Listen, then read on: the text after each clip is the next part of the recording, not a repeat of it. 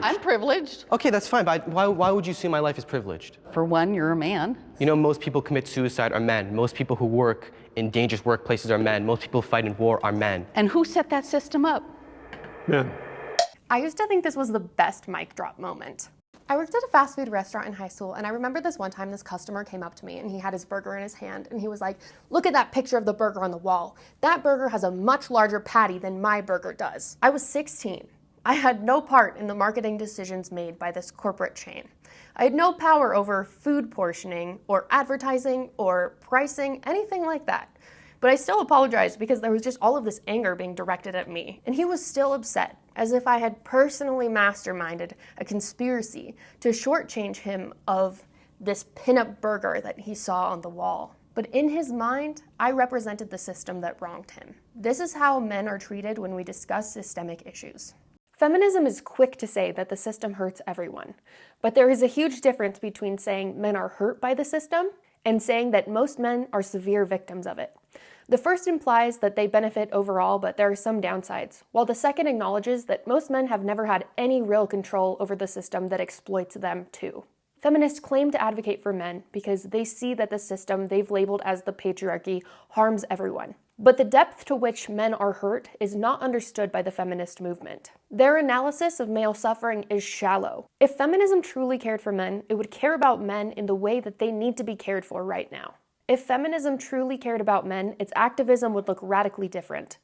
It wouldn't just encourage men to cry more and teach little boys that it's okay for them to paint their nails. It would demand fundamental changes to workplace safety. It would be the biggest advocator of men's mental and physical health. It would be working diligently to prevent male suicide. We would be talking about the fact that boys and men are dropping out of education at a rate that we've never seen before. So let's actually talk about who set the system up. It was not the coal miner working himself to death. And it wasn't the father grinding through 60-hour work weeks to provide for his family. It was not the man who was forced to join the military because it was his only escape from poverty. Or the millions who were drafted and died in wars that they had no say in. Because the reality is, a very small group of elite men set the system up, not the average man.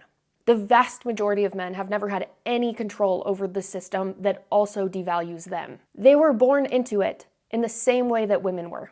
But when men voice their pain, we swat it out of the air. Instead of acknowledging their suffering, we find a way to blame them for it. And who set that system up? We connect their trauma and their worst behavior to their masculinity.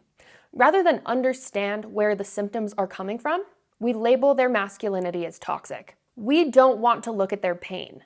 That is why we teach little boys to suppress their emotion. We do not want to understand the magnitude of male pain that it takes to run the society. But then, when these boys grow up, we turn around and say that their emotional suppression, their aggression, and their refusal to be vulnerable is all their fault. When a man suppresses his emotions, isolates himself, or reacts with anger instead of vulnerability, we call it toxic masculinity. But when a woman does the same, when she shuts down, becomes avoidant, or lashes out, we call it a trauma response, a survival mechanism. We recognize that women's defensive behavior stems from a lifetime of emotional pain. But we tell men that theirs is an inherent flaw in their gender. They aren't wounded, they're just upholding the patriarchy. They aren't hurting, they're all dangerous. But the behavior is stemming from the same place, deep historical pain. Let's look at where this so-called toxic masculinity comes from. Boys are mocked and shamed for showing emotion.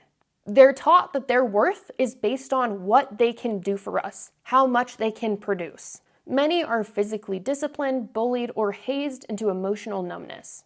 Many suffer father wounds because they were raised by men who themselves were too emotionally traumatized to model healthy expression. They're told over and over that their struggles don't matter as much as women's do. And then, when these wounds manifest as avoidance, aggression, or isolation, they get labeled as toxicity. They are blamed for having been hurt. And this is not to say that men shouldn't be responsible for their behavior or their emotions. They should.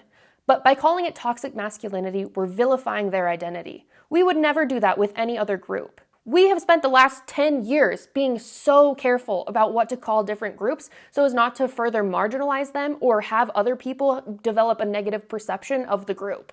I don't understand why that same logic isn't applied to men. It doesn't make any sense. I can't even give an example and say, imagine if we called this racial group or this sexual minority group toxic, because it would be labeled as hate speech. Why is it okay for us to do it to men? It doesn't make any sense. Imagine if we have somebody who's been emotionally abused and neglected and they emotionally shut down. And we are like, well, it seems like they have toxic victimhood. But with men, we are comfortable assigning their struggles to a moral failing because we are comfortable putting the blame on men as a group. We should be honest. We should tell the truth about who set the system up, because it was not men as a collective, just like it wasn't women as a collective.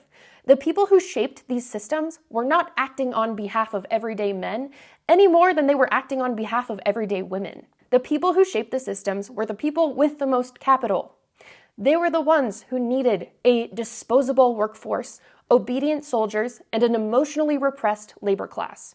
They were the ones who benefited from men being conditioned to suppress their pain, never ask for help, and see themselves as providers first and people second.